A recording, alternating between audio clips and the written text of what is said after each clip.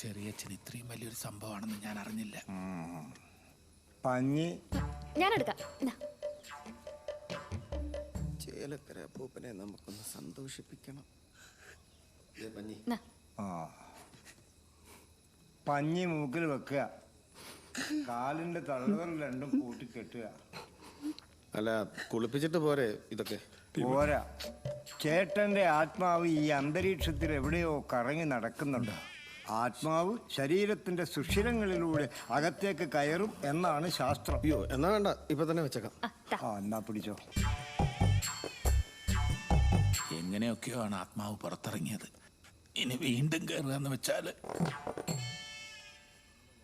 ചെവിയിലൂടെ വെക്കട്ടെ ചെറിയച്ച. പറഞ്ഞ പണി ചെയ്താ മതി. അപ്പോ കുളിപ്പിക്കാൻ എടുക്കുകയല്ലേ?